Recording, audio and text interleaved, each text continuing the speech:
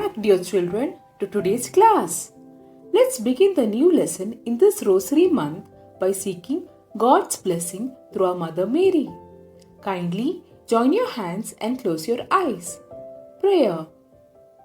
Remember, O most gracious Virgin Mary, that never was it known that anyone who fled to your protection, implored your help, or sought your intercession was left unaided. Inspired by this confidence, I fly unto you, O Virgin of Virgins, my Mother. To you I come, before you I stand, sinful and sorrowful. O Mother of the Word incarnate, despise not my petitions, but in your mercy hear and answer me. Amen.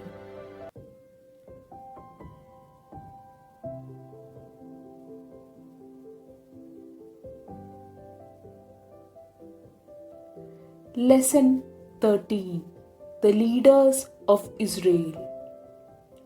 After defeating the Canaanites and occupying the Promised Land, the people of Israel settled there. Gradually, they grew into a strong nation. But Israel had to encounter a number of enemies. In this lesson, we will see the leaders who led Israel and what were the challenges they faced. Judges. It was essential for the Israelites to defend themselves against enemy attacks. Many able and strong leaders volunteered to lead them. These leaders, who had special talents and divine blessing to lead the people, were known as judges. As is implied by the name, these leaders also acted as judges, listening to the complaints of the people and handing down judgments. Bible presents them not as judges but as soldiers because they were protecting the people from enemies. Israel had been under the rule of judges for 2 long centuries. The book of Judges in the Old Testament describes the history of 12 judges. Deborah was one among them. The last of the judges was Samuel, who also had prophetic powers. First book of Samuel, chapter 1, describes the call of Samuel by God. There are 2 books in the Old Testament in his name. Children, how many of you know the story of Prophet Samuel? Here it goes. There was a woman named Hannah who wanted to have a baby. For a long time she asked God for a son. She promised God that she would teach her son to follow him. Finally, God gave her a baby boy named Samuel. She kept her promise and sent Samuel to live with a priest named Eli so that he could serve God. Lord spoke to Samuel, and Samuel always loved and obeyed God. Kings. The Israelites who had been liberated from slavery in Egypt were directly ruled and led by God. God was their king. God himself was their judge as well as general. He gave Israel kingdom and security. During the time of Prophet Samuel, the Israelites decided that they wanted to be like all the other nations and have a king too. When the people told Samuel that they wanted a king, he was sad because he knew God was already their king. He prayed to God to know the will of God. God told Samuel that the people did not understand what they wanted, but he would give them a king anyway.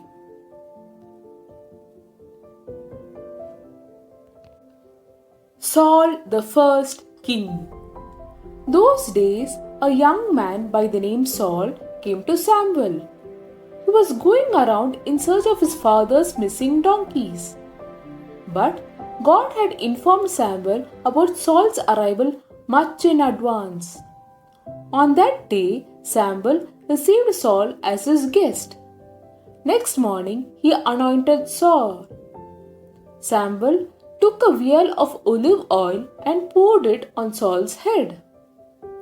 Kissing him, Samuel said, "The Lord has anointed you to be the leader of his people of Israel. You shall reign over the people of the Lord, and you will save them from their enemies all around." To anoint means to offer in the service of God. The kingship of Saul was for the purpose of serving God. Saul was a brave ruler, but after some time he lost favor with God because he became selfish and autocratic in his rule. Children, do you remember that when you received the sacrament of confirmation, you were also anointed with chrism, the holy oil? David, the powerful ruler. The Lord said to Samuel, "I have rejected Saul from being king over Israel. Fill your horn with oil and set out. I will send you to Jesse in Bethlehem, for I have provided for myself a king among his sons." 1 Samuel chapter 16 verse 1. Samuel acted as the Lord had commanded. Samuel anointed David, the youngest son of Jesse, with the oil he had taken. Since that day, the Spirit of the Lord dwelt strongly upon David. Saul invited David to stay in his palace, as David was very good on the lyre. David was brave, wise, and handsome, and Saul liked him very much. In the meantime, Goliath, a champion from the army of Philistines, challenged the Israelites. He made fun of the Israelites for trusting in God. Only David was willing to take him on. David defeated Goliath by hitting him with a stone from his sling. When the champion fell, David took Goliath's own sword and beheaded him. Saul appointed David as the general of his army. David was very popular with the people. Saul could not bear the fact that people liked David more than him. He became jealous and made many attempts to have him killed. But David never showed any grudge against Saul. Saul and his sons were killed in a battle, and thereupon David became the king of Israel. David was a king who wished to live and rule according to the will of God. Still, he committed a serious offense. He broke God's commandment and God punished David. Children, you can see how David stepped forward and defeated a giant like Goliath even though he was so small. This was because he was angry that Goliath made fun of the true God. Like how David became a hero, we should also fight against the sins which separates us from God. Solomon, the wise king. Before he died, David anointed his son Solomon as king. The reign of Solomon was a golden period in Israel's history. Solomon is known as a wise king.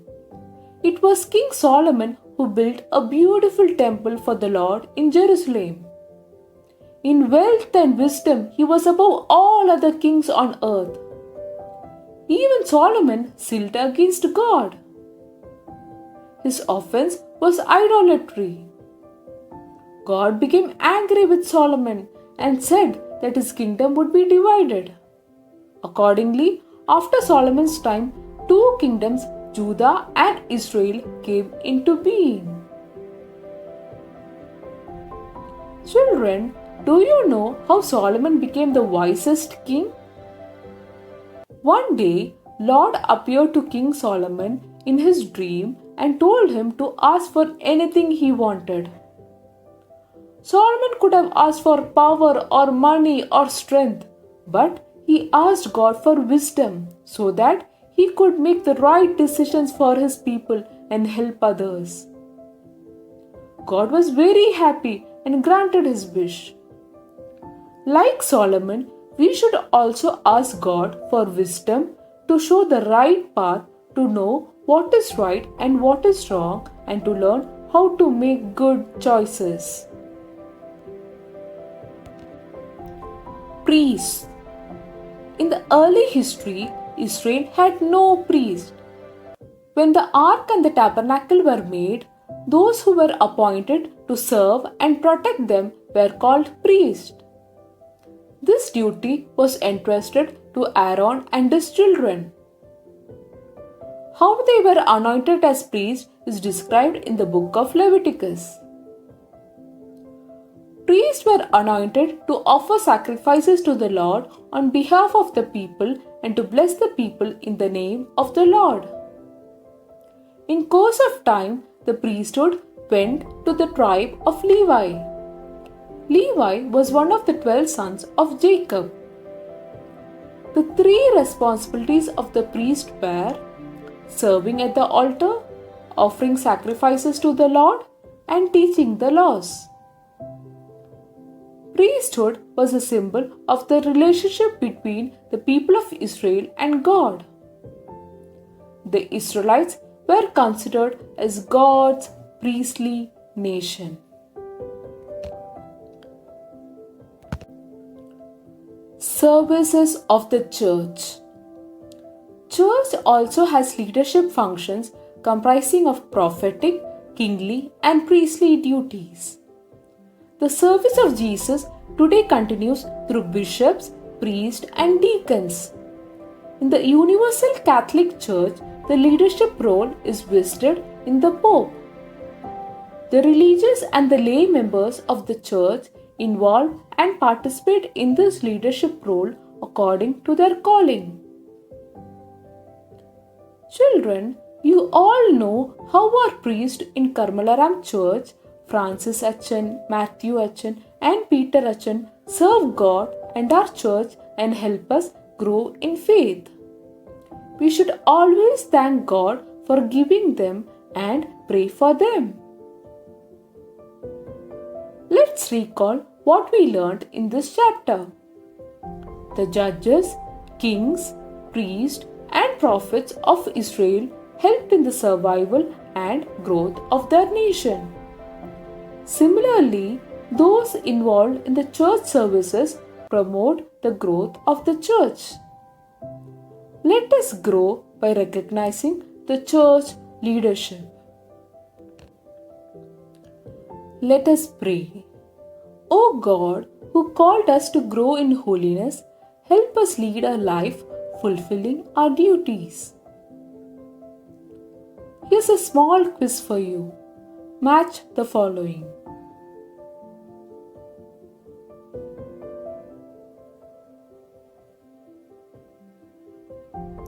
Let's see if you got it right.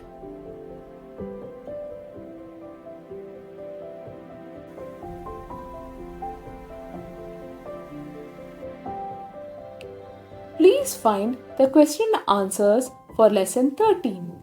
This is your assignment which you need to write and submit.